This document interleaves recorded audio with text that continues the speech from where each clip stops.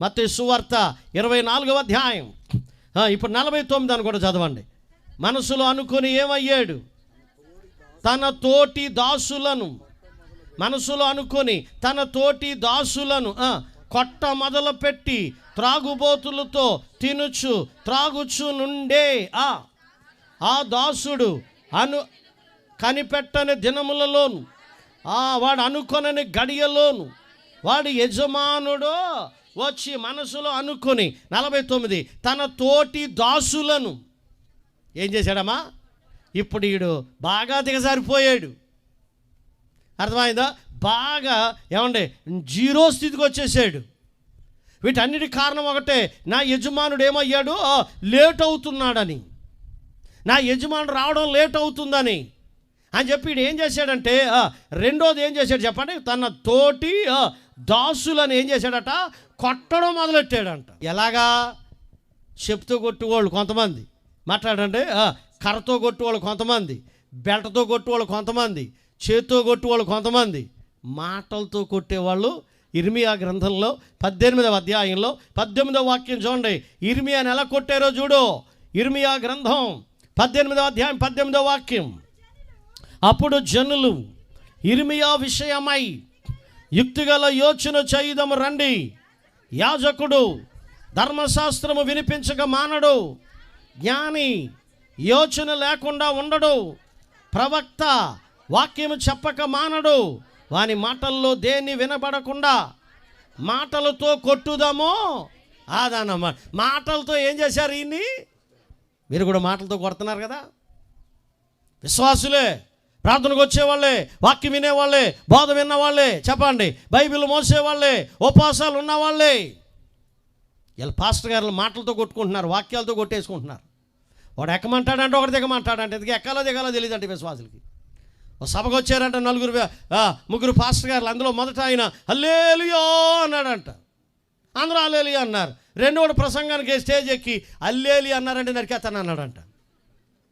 ఇప్పుడు హడేలు రూమ్లో మాట్లాడుకోవచ్చు కదా, వీళ్ళందరూ స్టేజ్ మీద ఎందుకు చెప్పు? ఆయన మా కామ్ అయిపోయాడు. మూడో ప్రసంగానికి వచ్చి అనకపోతే నేను నరుగుతాను అన్నాడంట. విశ్వాసాలు అంటే ఆయన నరుగుతాడు, అనకపోతే ఈయన నరుగుతాడు, మనలే నరికేస్తాడు వెళ్ళదు కలిపి అని చెప్పి అవలదారిని వాళ్ళు అట్టుకుని వెళ్ళిపోయారంట. మాటలతో కొట్టుకుంటున్నాం మనం, ప్రసంగాల్లో కొట్టుకుంటున్నాం మనం, వాక్యాల్లో కొట్టుకుంటున్నాం మనం. విశ్వాసులైన మీరు మాటలతో ఏం చేసుకుంటారు చెప్పండి? ఒకరినొకరు కొట్టేసుకుంటా ఉన్నారు అన్నమాట. అవునా?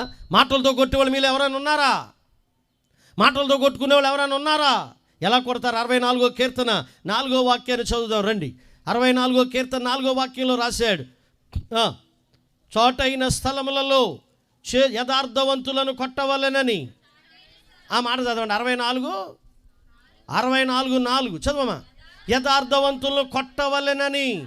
ఎవరిని కొడుతున్నారో చెప్పండి? ఎవరిని కొడతారో? తోటికోడళ్ళు బాగా కొట్టుకుంటారు మాటలతో.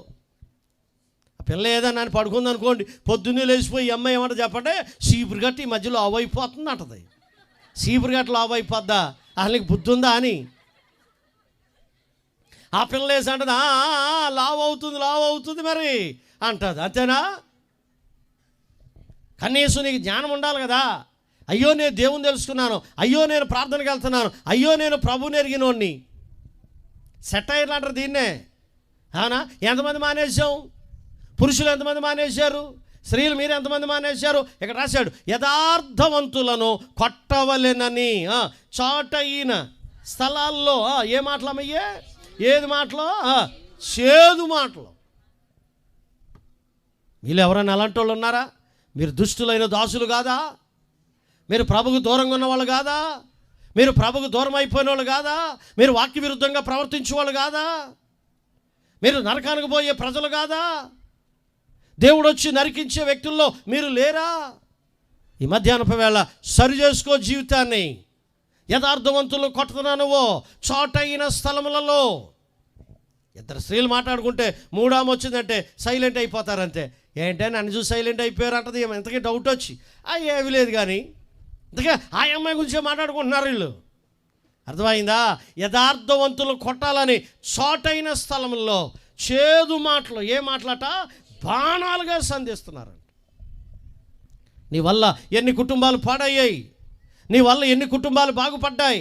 నహూము గ్రంథం 3వ అధ్యాయం 4వ వాక్యం. చక్కని దానవై, వేశ్యవై, చిల్లంగితనమందు జ్ఞానము గల దానవై, సంసారములను అమ్మివేసిన దాన. నేను చదివేశాను, మీరు చదవక్కర్లేదు, నాయకుడు. చక్కని దానవై అని ఉందా లేదా? ఉంది.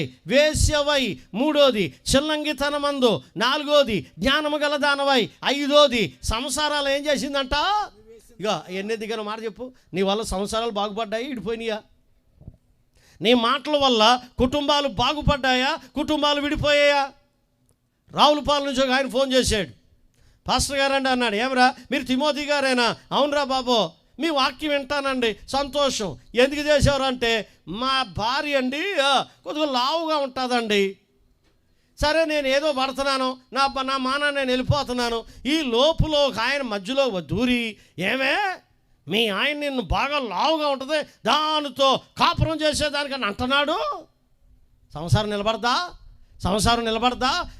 ఇంకేమన్నాడా అంటే, ఇంకేమో అని అన్నాడండి. ఆయన ఆదివారం ప్రార్థనకి వెళ్తాడండి. ఇది తగునో?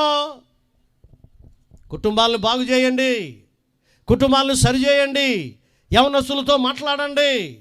అర్థమైందా? సమరయ స్త్రీ ఒక్కతే ఊరిని తీసుకొచ్చిందా లేదా? ఏమండి, కుటుంబాలను బాగు చేసిందా, పాడు చేసిందా?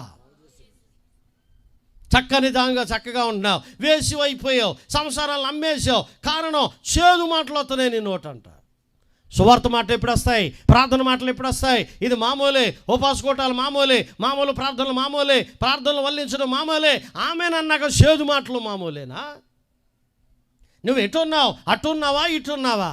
దేవుని వైపు ఉన్నావా, దెయ్యం వైపు ఉన్నావా? ఈ దుష్టుడైన దాసుల్లాగా ఉన్నావా? ఆలోచించుకోండి మధ్యాహ్నం.